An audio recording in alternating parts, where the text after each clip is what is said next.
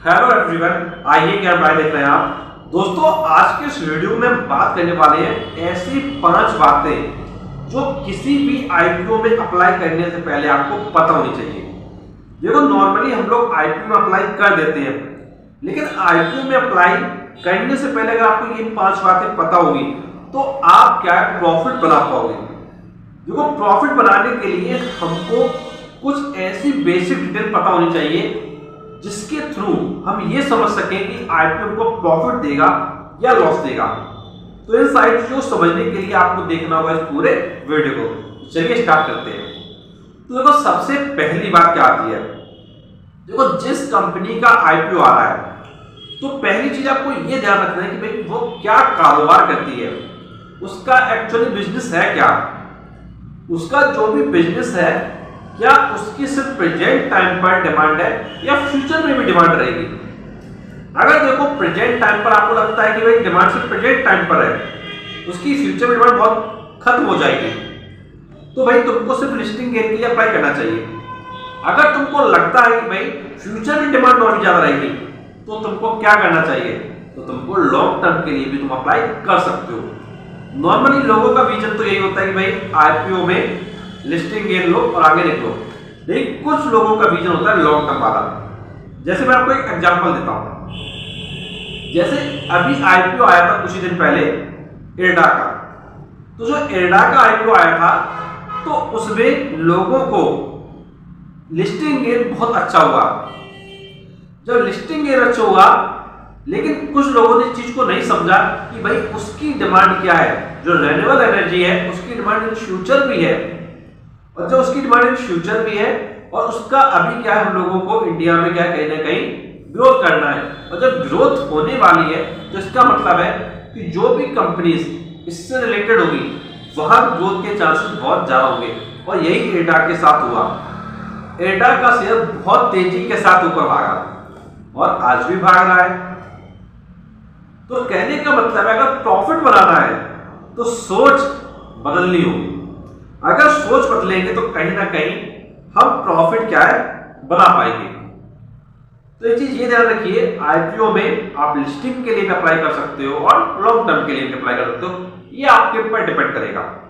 तो पहली चीज है कि आपको कारोबार को समझना है कि भाई वो कारोबार कंपनी क्या करती है, वो कारोबार जो कर रही है उसकी फ्यूचर में डिमांड रहेगी या नहीं। अगर आपको लगता है भाई फ्यूचर में डिमांड कम हो सकती है तो उस शेयर से आपको क्या निकल जाना है, लिस्टिंग गेन लो और बाहर हो जाओ।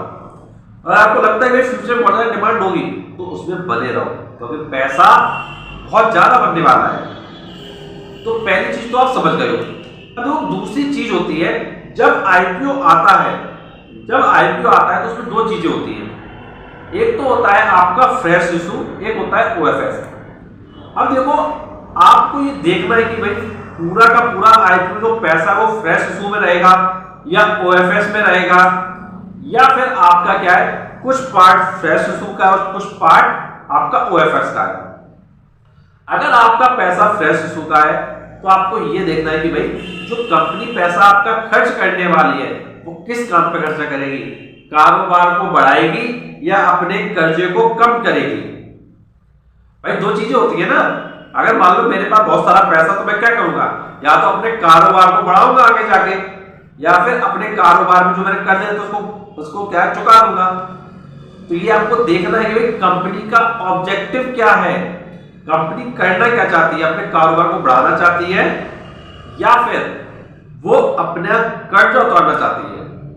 देखो, ऑब्वियस सी बात है, अगर कोई कंपनी अपने कारोबार को बढ़ाने के लिए पैसा जुटा रही है तो ये पॉजिटिव साइड से आपके लिए, और सिर्फ अगर कर्जा चुका रही है या सिर्फ ओएफएस ला रही है तो भाई ये कहीं ना थोड़ा नेगेटिव हो जाता है। तो आपको ये चीज देखना है कि भाई अगर एक कंपनी में आप पैसा लगा रहे हो और अगर कंपनी अच्छी नहीं है और ओएफएस ला रही है तो भाई उसको अवॉइड करना चाहिए। और अगर कंपनी अच्छी है, अगर वो ओएफएस भी लाई तो भाई वो फिर ले लेना चाहिए। तो उम्मीद है यहां तक तुमको 2 पॉइंट क्या समझ में आए होंगे। अब इसके बाद वो तीसरी चीज आती है। तीसरी चीज ये है कि भाई कंपनी प्रॉफिट कितना कर रही है, कंपनी को भाई प्रॉफिट हो रहा है कि नहीं हो रहा है, या सिर्फ क्या लॉस में चल रही है। अब आप खुद सोच के देखो भाई, अगर तुम एक धंधा डाले हो, अगर तुमने धंधा डाला तो तुम क्या चाहोगे भाई? प्रॉफिट चाहोगे ना। और अगर कंपनी को प्रॉफिट नहीं होगा तो भाई तुम्हारा जो शेयर तुम लोगे तुमको प्रॉफिट कैसे होगा? तो कहने का मतलब है आपने देखना होगा कि जो कंपनी है उसका लास्ट 3 ईयर में कैसा रिकॉर्ड रहा है, उसके जो रेवेन्यूज है उसमें ग्रोथ आ रही है या नहीं आ रही है, या बहुत कम ग्रोथ आ रही है। देखो अगर कंपनी में ग्रोथ आ रही है, प्रॉफिट बढ़ रहा है, तो भाई पॉजिटिव साइड तो भाई जा सकते हो साथ में। अगर कंपनी लॉस मेकिंग है, लॉस पे लॉस है, तो इसको अवॉइड करना चाहिए। ऐसे कई आईपीओ आए थे जिसमें कंपनी क्या लॉस में थी। अच्छा कंपनी लॉस में थी और कुछ लोगों ने फिर भी अप्लाई कर दिया तो उनको बहुत घाटा हुआ। और एग्जांपल आप बताना है कमेंट बॉक्स में कौन कौन से ऐसे आईपीओ थे जिनमें लोगों को लॉस हो गया। तो ये चीज आपको समझना होगा कि भाई जो कंपनी है उसको प्रॉफिट हो रहा है या नहीं, या सिर्फ वो अभी लॉस में है। एक देखो कुछ लोग ये सोचते हैं कि भाई अभी कंपनी लॉस में है लेकिन इन फ्यूचर बहुत ज्यादा ग्रोथ कर जाएगी। तो भाई देखो कोई भी धंधा रात रात नहीं चमकता है। देखो कोई भाई गेम ऐसे चेंज नहीं होता है चुटकी में गेम चेंज हो गया, ऐसा नहीं होता है भाई। बिजनेस है तो बिजनेस की तरह ही चलता है, ये चीज ध्यान रखना। तो ये 3 पॉइंट तुमको समझ में आ गए होंगे।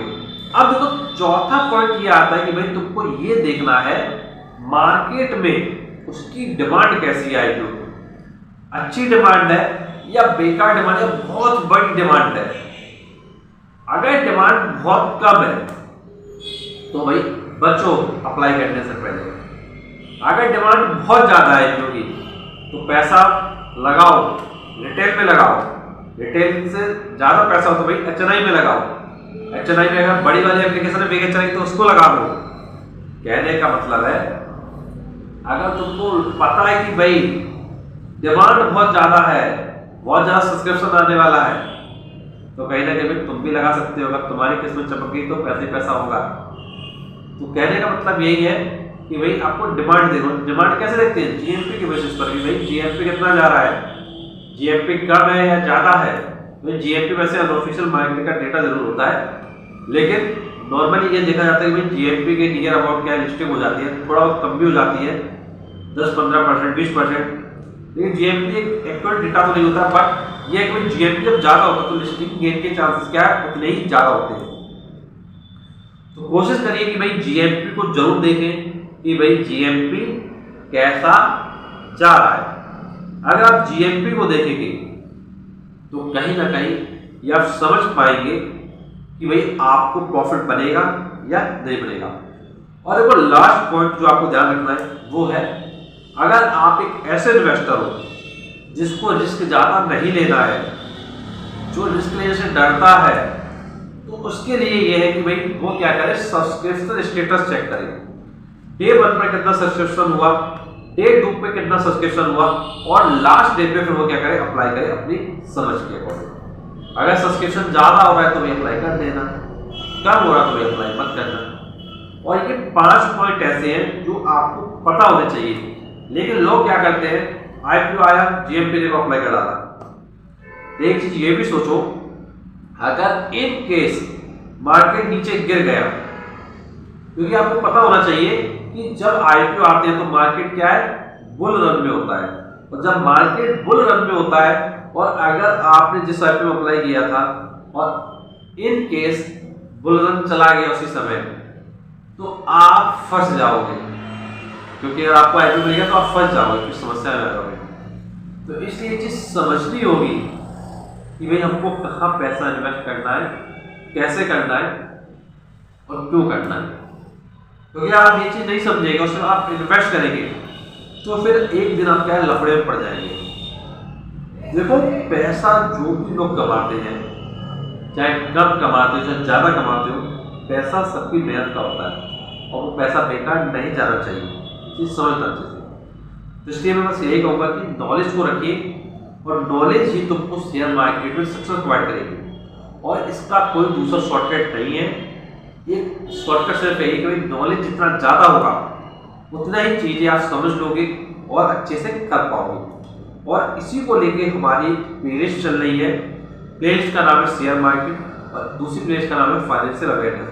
तो इन प्लेलिस्ट में जाकर आप क्या शेयर मार्केट की जो वीडियोस हैं वो देख सकते हैं और अपनी नॉलेज को इम्प्रूव कर सकते हैं। और कोई भी प्रॉब्लम है तो कमेंट बॉक्स से कमेंट जरूर कर सकते हैं। और ऐसे वीडियो देखने के लिए चैनल सब्सक्राइब करें, नोटिफिकेशन दबाएं, क्योंकि आपके लिए मैं और भी ऐसे वीडियो लाता रहूंगा।